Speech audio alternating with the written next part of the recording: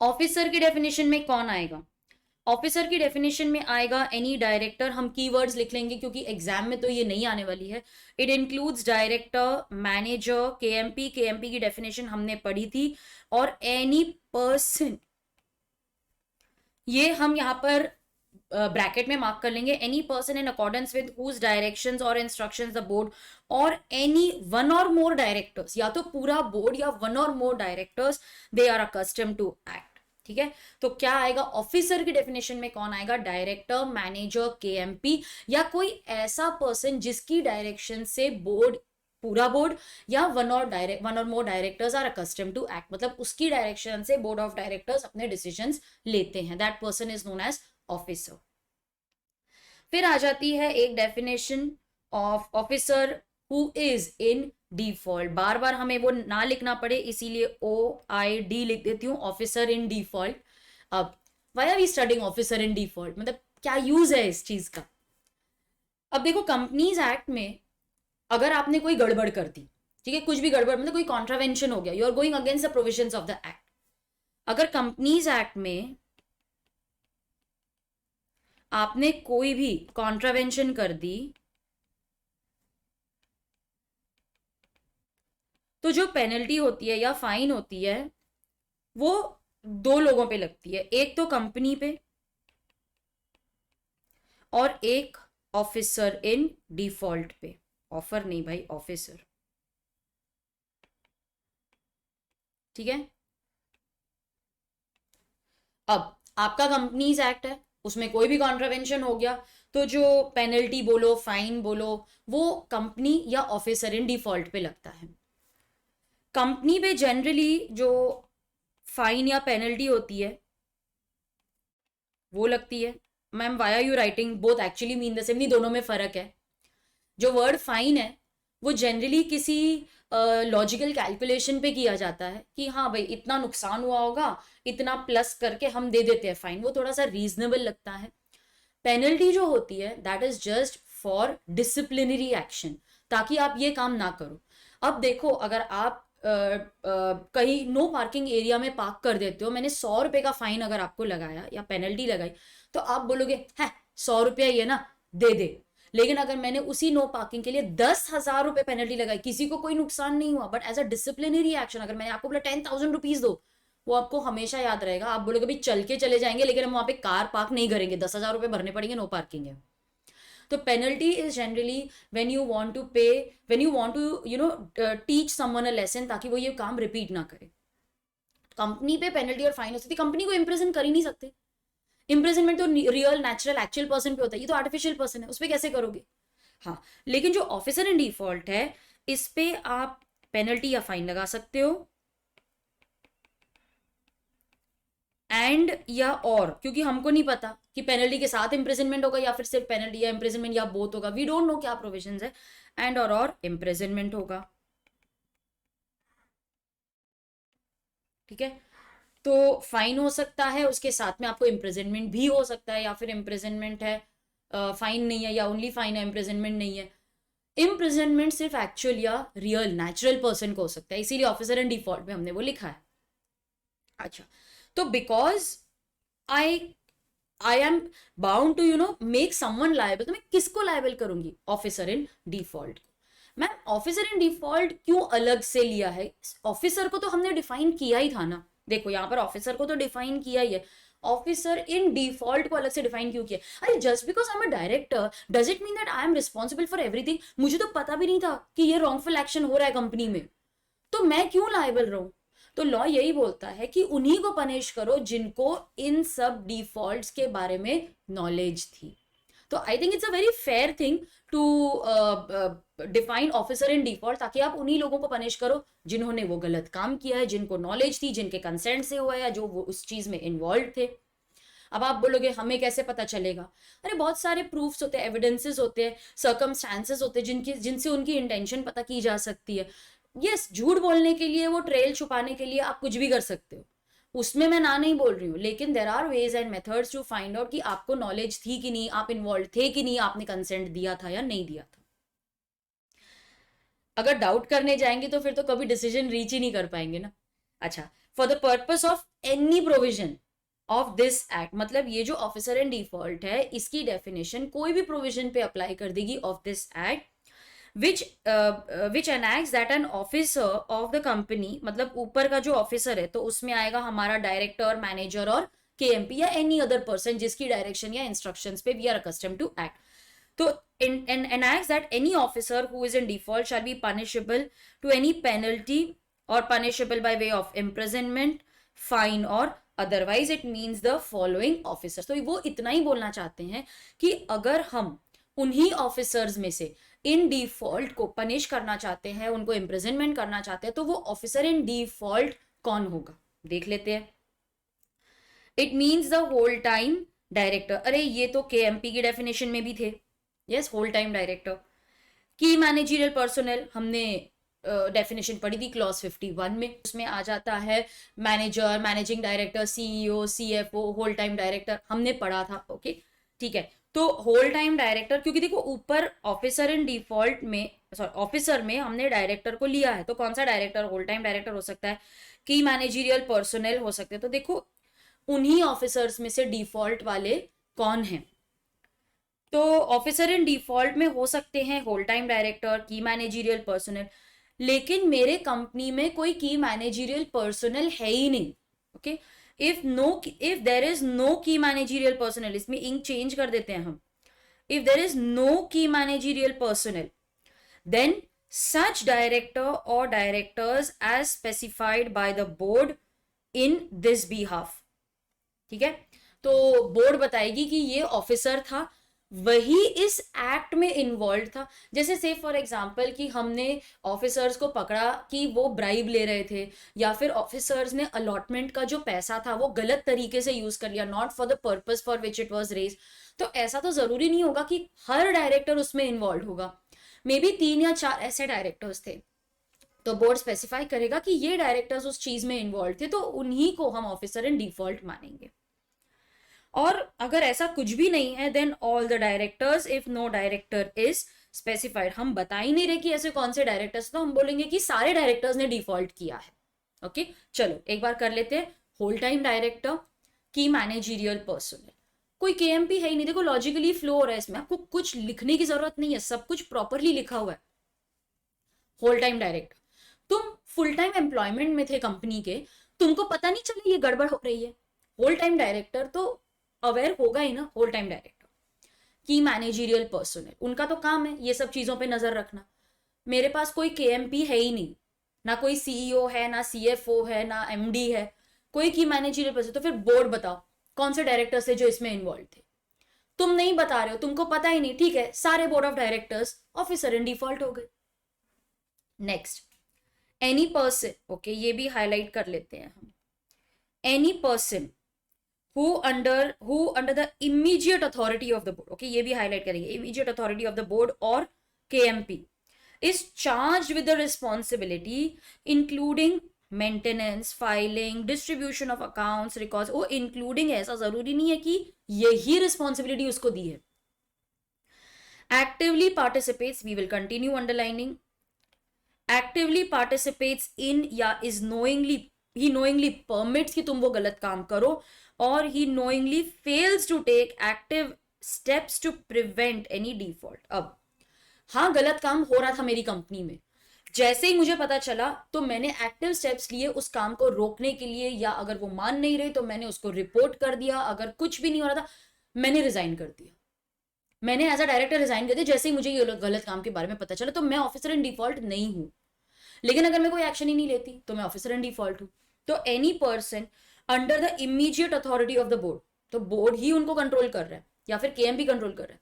अच्छा तुम उसमें इन्वॉल्व थे, या तुमको नॉलेज थी, या तुमने उसको परमिट किया, या तुमको अगर पता चला तो तुमने प्रिवेंट ही नहीं किया वो गलत काम होने से, you are officer in default. तो एक डायरेक्टर के इमीडिएट नीचे, बिकॉज डायरेक्टर्स इतने बिजी होते हैं तो वो may be committee of directors बिठा दे, या कोई भी पर्सन को ले ले जो बोर्ड को रिपोर्ट करता है, तो इन that case they will also be liable.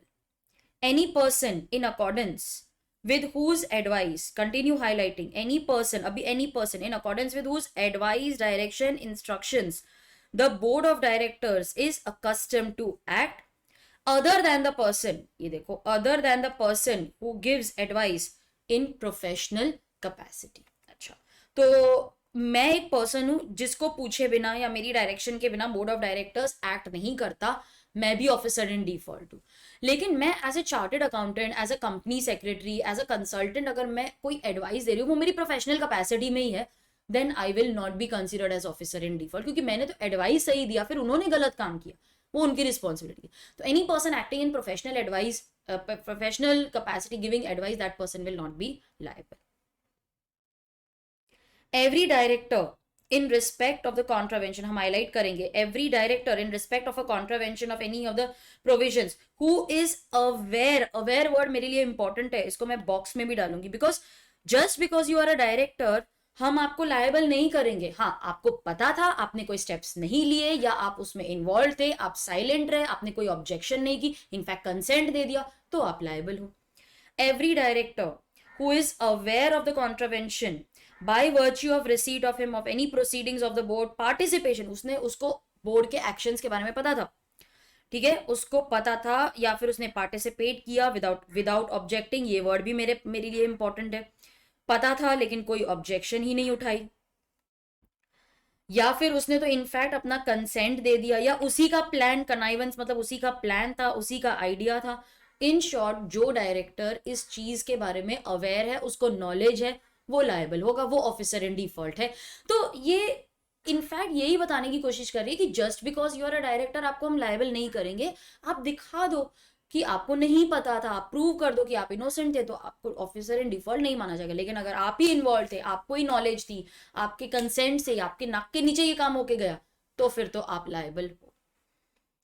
अच्छा, इन रिस्पेक्ट ऑफ इशू या ट्रांसफर ऑफ शेयर्स, अगर मुझे पता चला इशू ऑफ शेयर्स या ट्रांसफर ऑफ शेयर्स में कोई भी share transfer agent, registrar to the issue या मर्चेंट बैंकर ने कोई फ्रॉड किया है, कोई गलत काम किया है, कोई कॉन्ट्रावेंशन किया है, तो हम इन्हें भी ऑफिसर इन डिफॉल्ट मान सकते हैं, ऑल्दो इनका नाम हमने यहां पर ऊपर में स्पेसिफाई नहीं किया है, ऑफिसर में उनका मेंशन नहीं है, but they can be held liable. ठीक है, तो any person who gives advice in professional capacity, उसको छोड़ के बाकी सबको हम लायबल कर सकते हैं। इजी है याद करना, बिकॉज देखो ऊपर डायरेक्टर ऑफिसर था, मैनेजर था, केएमपी था, उन्हीं से रिलेटेड डिफॉल्ट के सारे प्रोविजंस है। Ma'am, do we need to memorise all this? मुझे नहीं लगता है कि आपको ये सब बाय हार्ट करने की जरूरत है, बस आप ओन वर्ड्स में लिख लो, उतनी नॉलेज आपको होनी चाहिए कि ऑफिसर इन डिफॉल्ट कौन होता है। I don't think it will be आज, मतलब आज तक तो नहीं आया है, बट मेरा काम है कि आपको एक बार पढ़ाना, क्योंकि इंस्टीट्यूट का कोई भरोसा नहीं है, पूछ लिया तो, इसीलिए अवेयरनेस होनी चाहिए। ऑफिशियल लिक्विडेटर तो आपके सिलेबस में है ही नहीं, 1% company, in it has only 1% as a member, यही मेंबर है, यही करता धरता है वो बिजनेस का। 1% कंपनी यूनिट 2 जो है उसमें टाइप्स ऑफ कंपनीज में डिटेल में पढ़ेंगे। अच्छा, ऑर्डिनरी या फिर स्पेशल रेजोल्यूशन क्या होती है, you already know about that, इसमें उसमें कोई ज़्यादा बताने की जरूरत नहीं है। इनफैक्ट हम सेक्शन 114 में जो हमारा मैनेजमेंट एंड एडमिनिस्ट्रेशन चैप्टर है उसमें ये आएगा, तो मैं वहां पर आपको डिटेल में एक्सप्लेन करने ही वाली हूँ, बट बिकॉज यहाँ पे मेंशन किया है और हम एज अ डेफिनेशन सब कुछ पढ़ रहे हैं, तो आपको नॉलेज होनी चाहिए। अच्छा, एक कंपनी है वो तो आर्टिफिशियल पर्सन है, एक कंपनी खुद के लिए डिसीजन नहीं ले सकती। डिसीजन कौन लेता है? डिसीजन या तो बोर्ड लेता है कंपनी के लिए, जो रूटीन काम होता है, या फिर मेंबर्स ले लेते हैं। बोर्ड कहां पर लेता है? बोर्ड मीटिंग में लेता है। और मेंबर्स कहाँ लेते हैं? जनरल मीटिंग में लेते हैं, एनुअल जनरल मीटिंग या फिर एक्स्ट्रॉर्डनरी जनरल मीटिंग। तो whatever decisions are taken for the company are known as resolution। जैसे हम भी न्यू ईयर पे रेजोल्यूशन बनाते हैं, जल्दी सोएंगे, उठेंगे, हेल्दी खाना खाएंगे, रोज जिम जाएंगे, फिर 2 जनवरी आते हैं और हम सब बैक टू नॉर्मल हो जाते हैं। लेकिन रेजोल्यूशन तो सब करते हैं ना। रेजोल्यूशन क्या करना, मतलब अपने लिए डिसीजन लेना। तो कंपनी भी रेजोल्यूशन के पास करके अपने लिए डिसीजंस लेती है, और कंपनी तो आर्टिफिशियल पर्सन है, तो उसके लिए डिसीजन या तो बोर्ड लेता है या मेंबर लेता है। रेजोल्यूशन 2 तरीके की होती हैं, ordinary and special resolution, you are aware of that. अच्छा, ऑर्डिनरी, मैं एक पेज ले लेती हूँ, मुझे पेज अच्छा रहेगा यहाँ पर। एक पेज ऐड करती हूँ। अच्छा, ordinary resolution and special resolution. Ordinary resolution क्या होती है? Ordinary resolution is a resolution जो पास करने के लिए the votes cast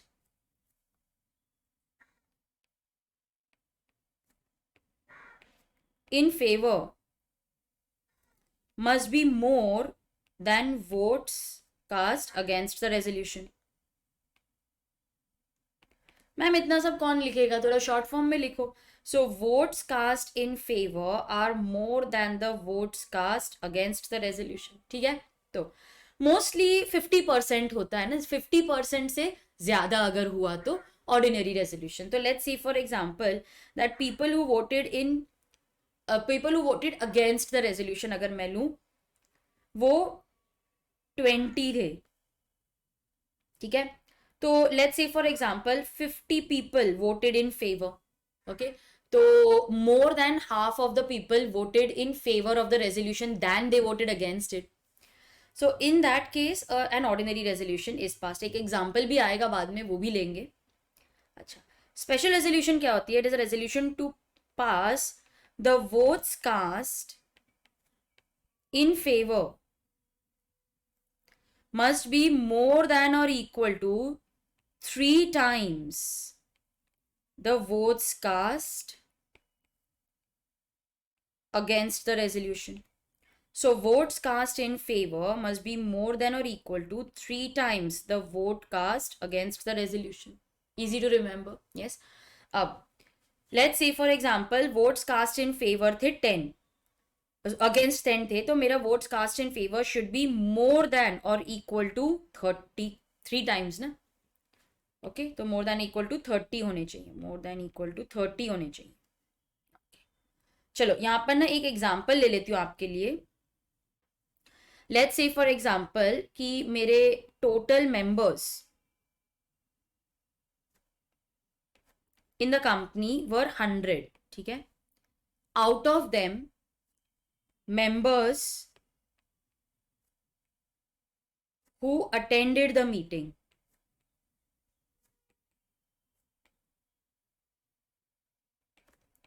they were 70।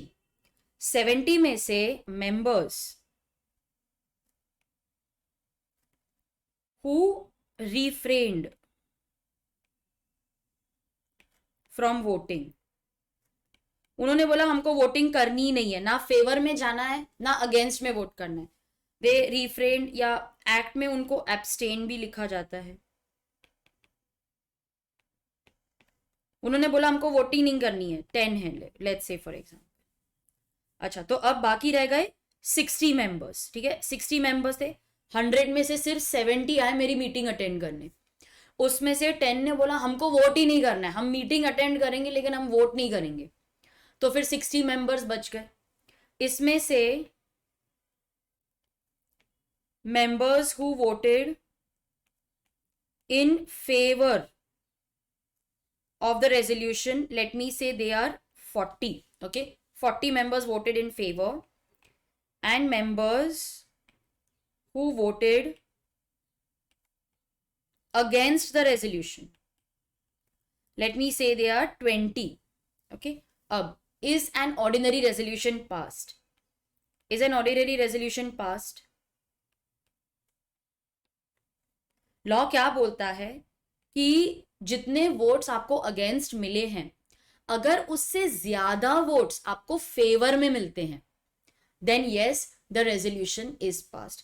तो यहां पर the votes cast against the resolution कितने थे? 20।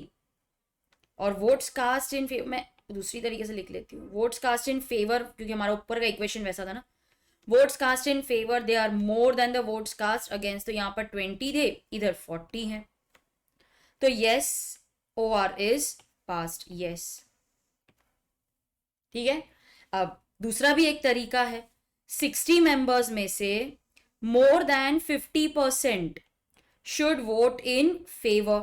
तो 60 में से मोर देन 50% मतलब 30 से ज्यादा, so more than 30 should vote in favour.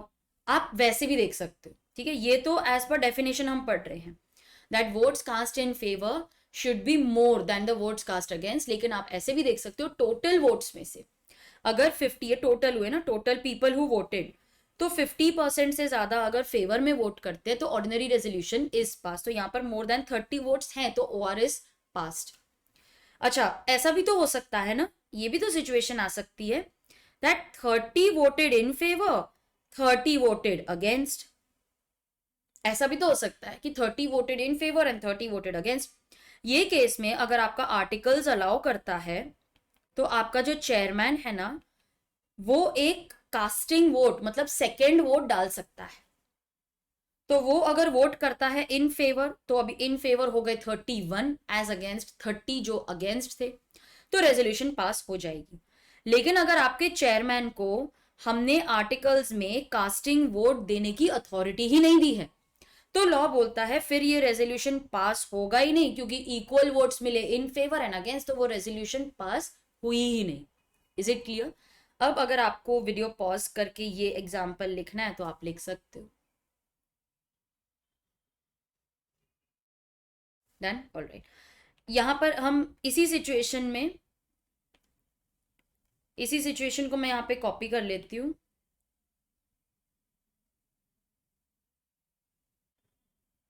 उसी में थोड़े से चेंजेस करते हैं एंड लेट्स सी कि अगर मुझे स्पेशल रेजोल्यूशन पास करनी है तो मैं क्या करूं। फिर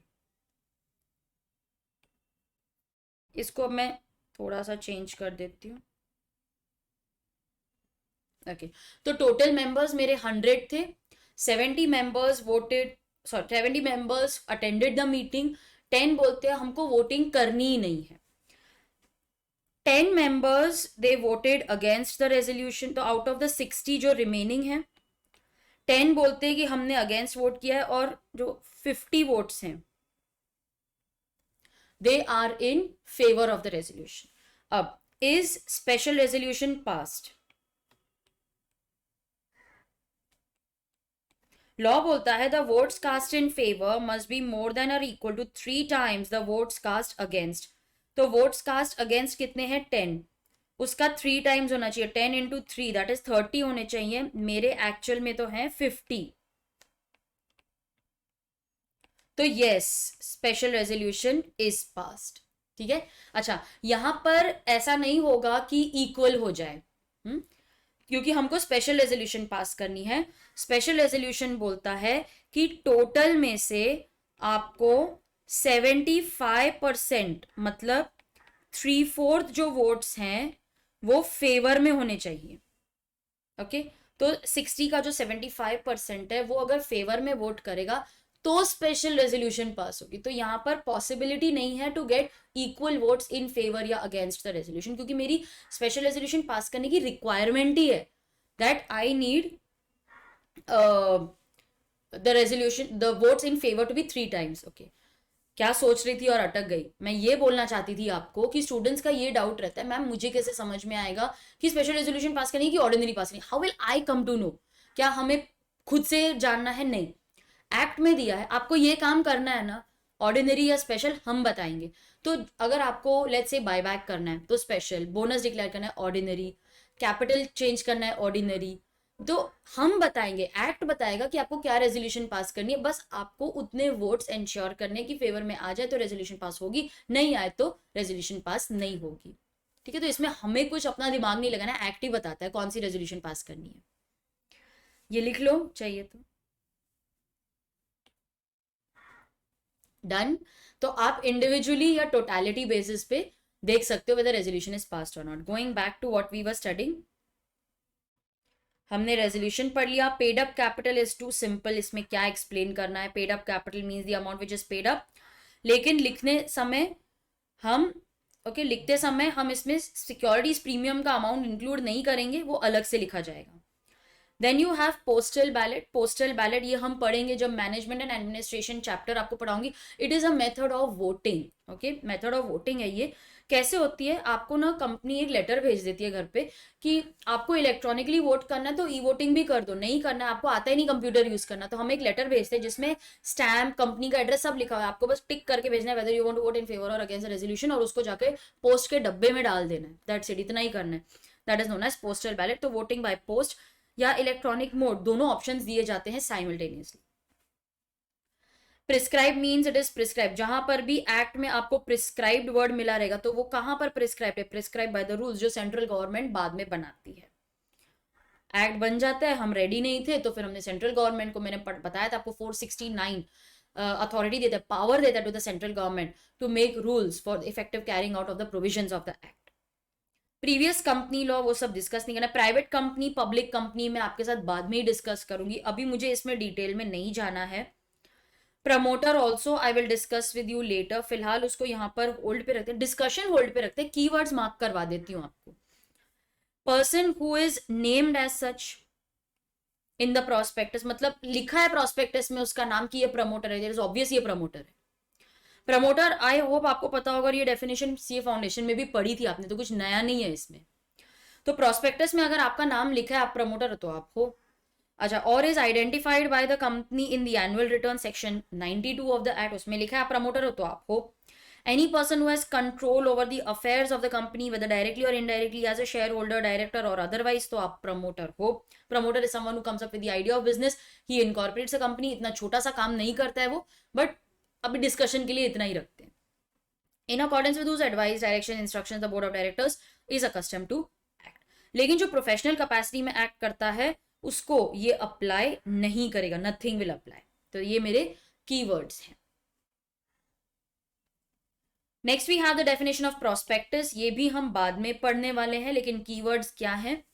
प्रोस्पेक्टस कब इशू किया जाता है, जब हम पब्लिक ऑफर करते हैं। क्यों करते हैं, लोगों को बताने के लिए कि हमारी कंपनी क्या काम करती है, हमें पैसा क्यों चाहिए, हम आपका पैसा कैसे यूज करेंगे।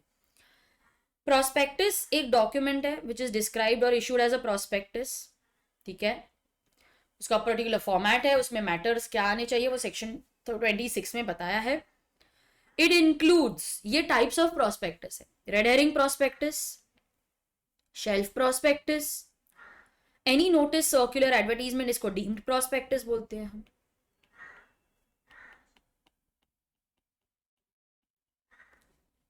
Inviting offers from the public, ठीक है।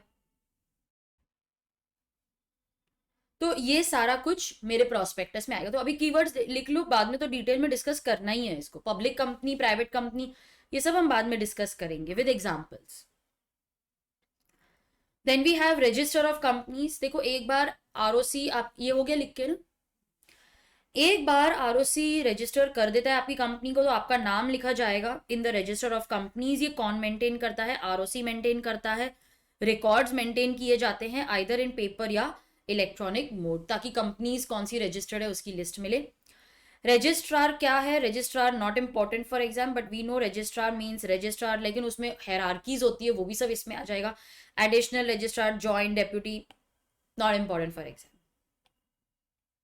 हाँ, रिलेटेड पार्टी, उफ उफ, रिलेटेड पार्टी, ये वैसे तो फाइनल लेवल में आपको इसको एक्चुअली में यूज करने मिलेगा, लेकिन अब डेफिनेशन है ना, इग्नोरेंट तो रह नहीं सकते हम, और अभी से ही अगर पता होगा तो आगे काम में ही आएगा ना। चलो, मैंने ना to save time and to understand properly, क्योंकि मैं लिखूं फिर वो, to save time and to understand properly, मैंने पूरी डेफिनेशन का ना एक चार्ट बनाया है। आपको ये डेफिनेशन पढ़नी नहीं, आपको ये बस चार्ट पढ़ना है मेरा। मैम चार्ट ही इतना ज्यादा है आपका तो। ओके, ये डबल डबल क्यों आ गया है, ठीक है कोई नहीं, ठीक है, दिख रहा है आपको। रिलेटेड पार्टी कौन होती है, अभी डेफिनेशन एक साथ में रखो, आपका टेक्स्ट बुक है आपके पास में, डेफिनेशन आपके एक साइड में रखो, और अभी स्क्रीन पे आप चार्ट देखो, बाद में लिख लेना, पहले समझ लो फिर लिखोगे तो एक बार रिवीजन हो जाएगी। नाउ, अब रिलेटेड पार्टी का कॉन्सेप्ट क्यों आया था, क्योंकि जनरली जितने भी स्कैम्स होते हैं ना वो इनके साथ ही होते हैं। रिलेटेड पार्टी ट्रांजैक्शंस इजी होती है ना, अपने ही बंदे हैं, तो मैंने उनको हायर वैल्यू पे गुड्स दे दिए, मैंने सेल दिखा दी, बाद में बोला चल तू रिटर्न कर दे नेक्स्ट ईयर, ठीक है, मैंने सेल दिखा दी उनको, फिर बाद में मैंने रिटर्न्स दिखा दिए, प्रॉफिट पहले बढ़ा दिया फिर नॉर्मल कर दिया। ये सारा कुछ क्योंकि अपनी रिलेटेड पार्टी होगी, वही ये सब चीजों में हमारा साथ देगी ना। तो लॉ बोलता है कि रिलेटेड पार्टी को डिफाइन करना इंपॉर्टेंट है, इनके जितने भी ट्रांजैक्शंस है उन पे नजर रखना इंपॉर्टेंट है। अगर आप इनके साथ ट्रांजैक्शंस कर भी रहे हो तो is it at arms length? Arms length मतलब जो प्राइस पे आप बाकी लोगों को सेल करते हो या परचेज करते हो, इनके लिए भी वही प्राइस अप्लाई करते हैं कि नहीं, ये नजर रखेंगे हम आपके ऊपर। तो रिलेटेड पार्टी कौन है ये डिफाइन तो करना ही पड़ेगा ना। अब आप अगर मॉड्यूल भी देख लो ना, स्टडी मटेरियल, उसमें भी ना आपके लिए ये वर्ड्स जो हैं वो हाईलाइट किए हुए हैं, तो मैंने उसी के बेसिस पे ये चार्ट बनाया है। अब देखो, जो भी मैंने वर्ड को हाईलाइट किया, बॉक्स में हाईलाइट किया, जैसे डायरेक्टर, डायरेक्टर का रिलेटिव केएमपी, केएमपी का रिलेटिव फर्म, जो हाईलाइटेड है ये मेरे रिलेटेड पार्टी हैं, और उसके साथ में जो मैंने अंदर लिखा है ना वो उसकी डिटेल्स हैं to help us to understand. तो अब आप देख रहे होगे, there are certain things which are in boxes and they are highlighted and there are certain extra information which I have written. तो ये सब मेरे रिलेटेड पार्टी की डेफिनेशन में आते हैं। Okay, now related party defined under section 2 clause 76। अच्छा, related party कौन है?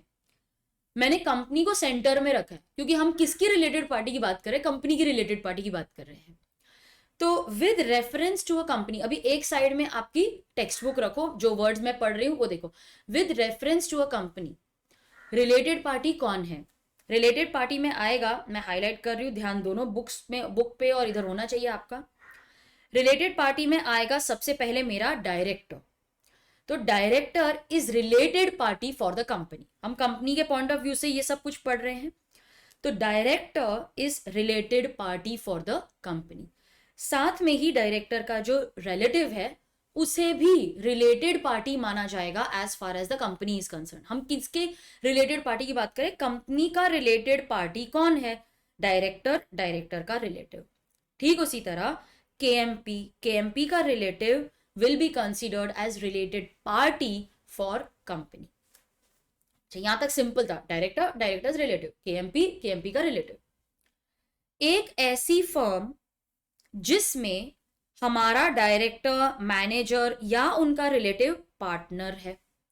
तो सपोज मेरी कंपनी है, मेरी कंपनी का जो डायरेक्टर है वो किसी फर्म में पार्टनर है, या फिर मेरी कंपनी का जो मैनेजर है वो किसी फर्म में पार्टनर है, या फिर मेरी कंपनी का डायरेक्टर या मैनेजर का रिलेटिव वो फर्म में पार्टनर है, तो वो फर्म मेरी रिलेटेड पार्टी हो गई। ठीक है। अच्छा, मेरी एक प्राइवेट कंपनी है इन विच डायरेक्टर, मैनेजर और there relative is a member और डायरेक्टर। अब कैसे समझेंगे? हमारी कंपनी का डायरेक्टर, मैनेजर या रिलेटिव एक ऐसे प्राइवेट कंपनी में मेंबर या डायरेक्टर है, तो वो प्राइवेट कंपनी हमारी रिलेटेड पार्टी हो गई। आई रिपीट, मैं स्लो जा रही हूं पर मुझे बार बार रिपीट नहीं करना है, क्योंकि ये डेफिनेशन इंपॉर्टेंट नहीं है, तो इसको इतना इंपॉर्टेंस देके कोई फायदा नहीं है। बट मैं स्लो जाऊंगी ताकि आपको कॉन्सेप्ट समझ में आ जाए, नोट कैसे रीड करना है वो समझ में आ जाए। ध्यान दो, मेरी कंपनी का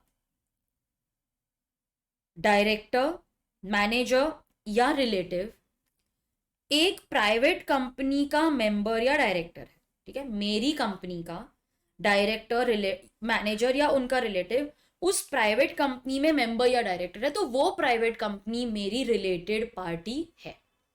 अब इसी चीज को हम टेक्स्ट बुक में से पढ़ेंगे। क्या लिखा है देखो, अ प्राइवेट कंपनी इन विच, यही सेम सेंटेंस ही लिखा होगा, इन विच द डायरेक्टर, मैनेजर और there relative is a member और डायरेक्टर। तो आपने नोटिस किया कि मैंने उसी टेक्स्ट बुक के वर्ड्स को चार्ट फॉर्मेट में डाल दिए। मतलब आप भले ही चार्ट से पढ़ रहे हो, लेकिन आप जो एग्जाम में ये चार्ट के सेंटेंसेस लिखोगे ना, वो एग्जैक्टली डेफिनेशन के ही सेंटेंस होंगे। कितना वंडरफुल है, इससे अच्छा और क्या हो सकता है। एक कंपनी है, ओके, मेरी कंपनी है, मेरी कंपनी का डायरेक्टर या मैनेजर एक पब्लिक कंपनी में डायरेक्टर है। ठीक है, मेरी कंपनी का डायरेक्टर या मैनेजर, ओके, मेरी कंपनी का डायरेक्टर या मैनेजर एक पब्लिक कंपनी में डायरेक्टर है, and such director along with relative holds more than 2% of the paid up share capital of such public company। I repeat, मेरे company का director या manager एक ऐसी पब्लिक कंपनी में डायरेक्टर है, और वो उस प्राइवेट कंपनी में आइदर इंडिविजुअली या अपने रिलेटिव के साथ holds more than 2% of the paid up share capital. तो अगर वो इंडिविजुअली भी होल्ड करता है तो भी वो रिलेटेड पार्टी मानी, तो भी वो पब्लिक कंपनी हमारी रिलेटेड पार्टी मानी जाएगी। वो अगर रिलेटिव के साथ होल्ड करता है more than 2% of the paid up share capital of that public company, तो भी वो पब्लिक कंपनी मेरी रिलेटेड पार्टी मानी जाएगी। अब हम टेक्स्ट बुक में से पढ़ लेते हैं। A public company in which director और मैनेजर और sorry a public company in which a director और manager is a director and hold along with the relative, मतलब वो अकेले भी अगर होल्ड कर रहा है या रिलेटिव के साथ मिलके होल्ड कर रहा है more than 2% of the paid up share capital of that company, तो वो पब्लिक कंपनी मेरी रिलेटेड पार्टी है। ठीक है, नेक्स्ट पढ़ लेते हैं। Any body corporate whose board of director, managing director, manager acts with advice instructions of director और manager of the company। Read कैसे करेंगे? मेरी कंपनी का जो डायरेक्टर या मैनेजर है उनके एडवाइस से, डायरेक्शन से, इंस्ट्रक्शन से ये बॉडी कॉर्पोरेट के बोर्ड, मैनेजिंग डायरेक्टर या मैनेजर काम करते हैं। आई रिपीट, मेरी कंपनी के डायरेक्टर और मैनेजर के एडवाइस, डायरेक्शन, इंस्ट्रक्शन से इस बॉडी कॉर्पोरेट का बोर्ड, मैनेजिंग डायरेक्टर या मैनेजर काम करता है, तो ये बॉडी कॉर्पोरेट मेरी रिलेटेड पार्टी होगी। Any person on whose advice, direction or instructions director, manager of the company acts।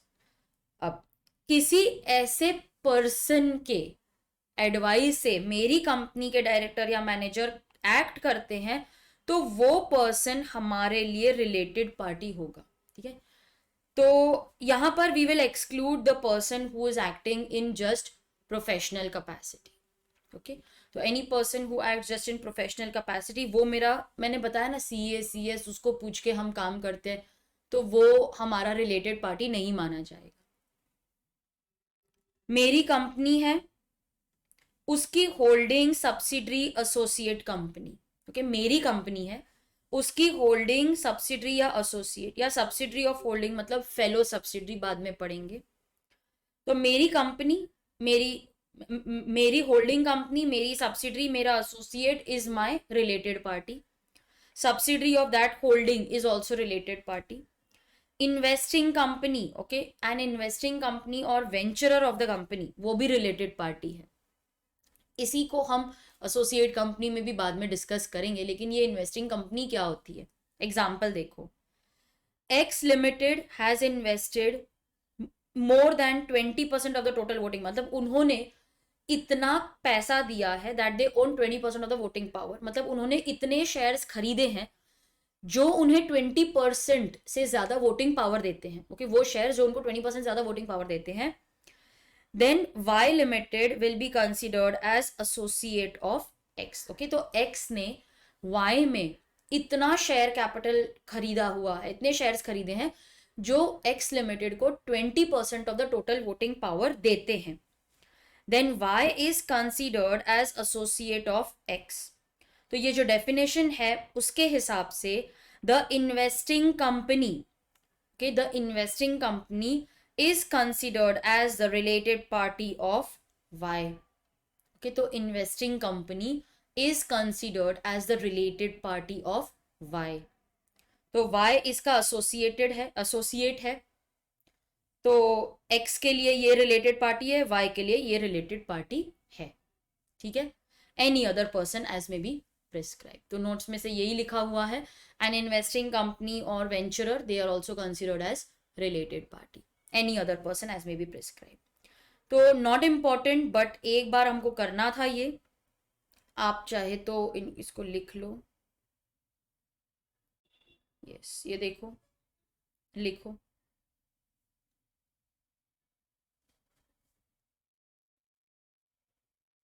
कर लिया पॉज? ओके, ये continue writing.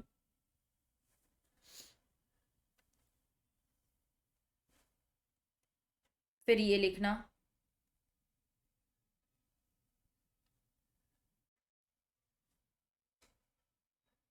Done this part. Okay, तो this is the definition of related party. Okay, आगे बढ़ते हैं। Related party मैंने पढ़ लिया। ओके, ये तो डन है। रिलेटिव बाद में पढ़ेंगे जब आएगा तब।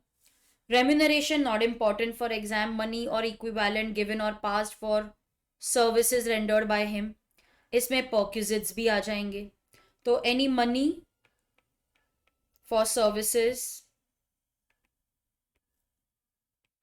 Plus perks, they are known as remuneration, that is included in remuneration. फिर ये सब नहीं है इम्पोर्टेंट, ये मॉड्यूल में दिया भी नहीं है। शेयर क्या होता है? Share means a share in the share capital of the company, मेरा कैपिटल में कितना हिस्सा है। It also include stock, stock is aggregate of share, detail में बाद में पढ़ेंगे। शेयर नंबर में एक्सप्रेस किया जाता है, that I own 5 shares, 10 shares, 50,000 shares। Stock is expressed in amount rupees.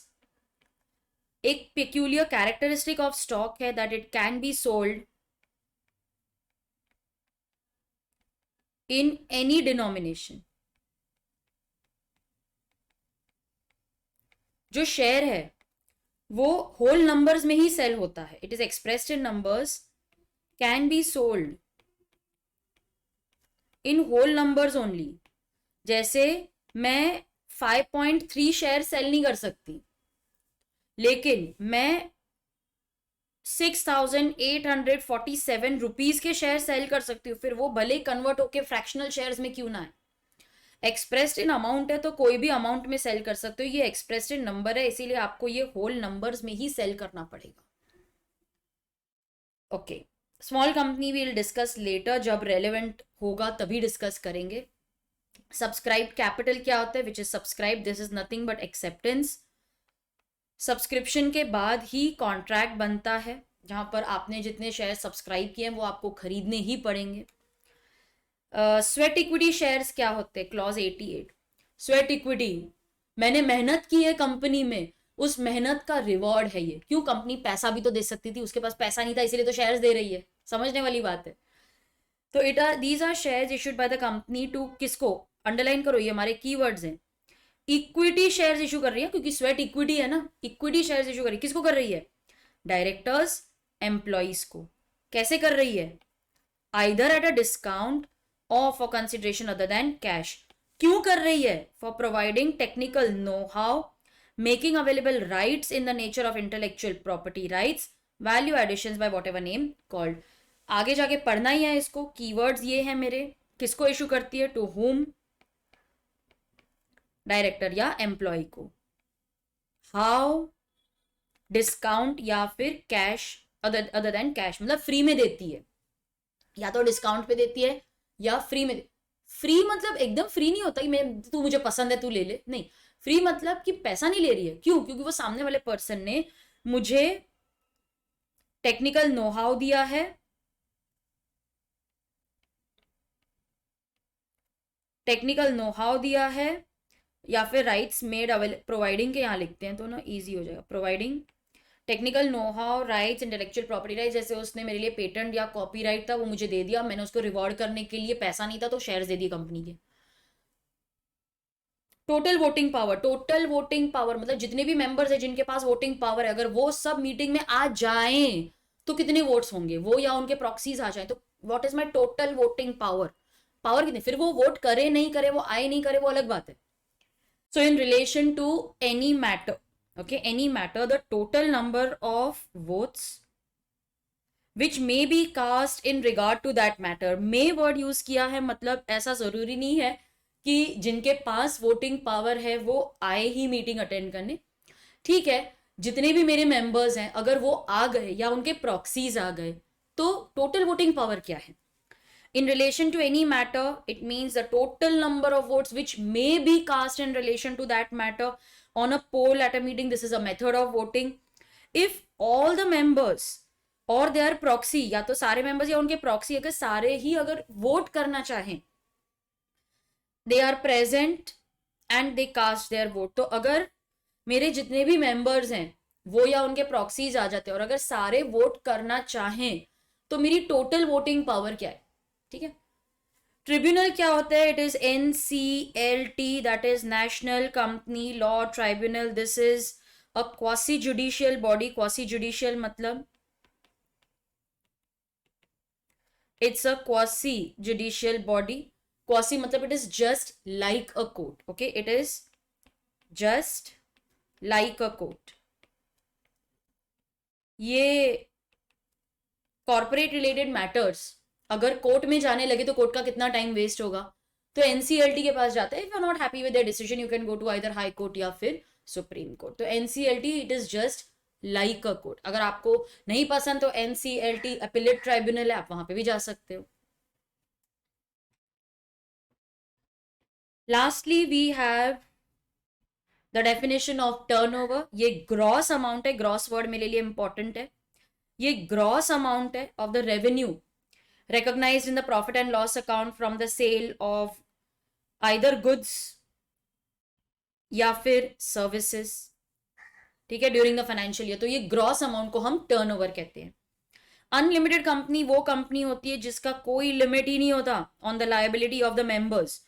हमेशा याद रखो स्टूडेंट्स, जब भी हम लायबिलिटी की बात करते हैं we are always talking about liability of the members, we are never talking about liability of the company. क्योंकि लायबिलिटी ऑफ द कंपनी तो हमेशा अनलिमिटेड ही रहती है। मेंबर्स की लायबिलिटी लिमिटेड हो सकती है, अनलिमिटेड हो सकती है, लिमिटेड बाय शेयर्स, गारंटी। तो हमेशा हम मेंबर्स के लायबिलिटी की बात करते हैं। वोटिंग राइट क्या होता है, it is right of a member. Member में कोई भी आ सकता है। Equity, preference, preference they vote only on those resolutions which concern them as preferential holders. वो हर रेजोल्यूशन पे वोट नहीं करते हैं। तो it is the right of a member. Member में इक्विटी भी आता है, प्रेफरेंस भी आता है। प्रेफरेंस आई रिपीट वही रेजोल्यूशन पे वोट करते हैं which concern them as preference share holders, जो उनके राइट्स को अफेक्ट करता है। इक्विटी तो खैर सारे रेजोल्यूशंस पे ही वोट करते हैं। तो it means the right of a member to of the company to vote at any meeting of the company और by means of postal ballot. तो या तो आप मीटिंग में आकर पोस्ट करो या पोस्टल बैलेट से पोस्ट करो। पोस्टल बैलेट में हमने पढ़ा था जो पोस्ट करते हैं वो तो आता है, ये इलेक्ट्रॉनिकली भी उसी में इंक्लूड किया जाता है।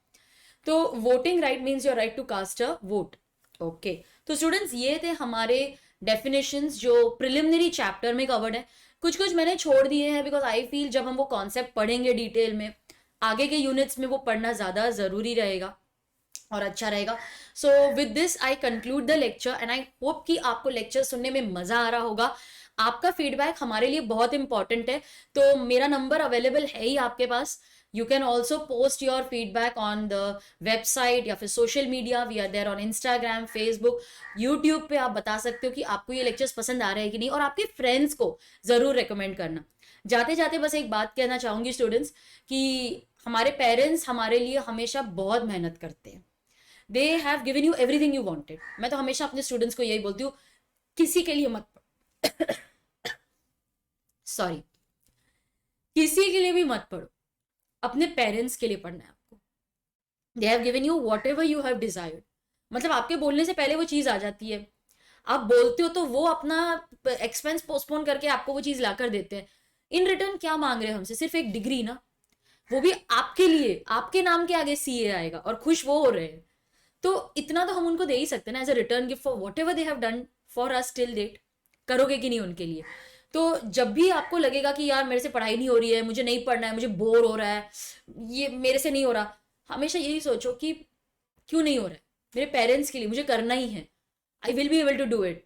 एंड देखना वहीं से इंटरनल मोटिवेशन आनी शुरू हो जाएगी। जब भी आप लड़खड़ाते हो या जब भी आपको लगता है बहुत टाइम वेस्ट हो रहा है, सोचो पेरेंट्स को ये गिफ्ट देना है। आई वॉन्ट देम कि भाई आपका बेटा या आपकी बेटी CA है, ये गिफ्ट मुझे उनको देना है। और देखना कैसे ऑटोमेटिकली आपका मूड चेंज हो जाएगा एंड आप पढ़ने बैठ जाओगे। ट्राई करना ये जरूर, ठीक है।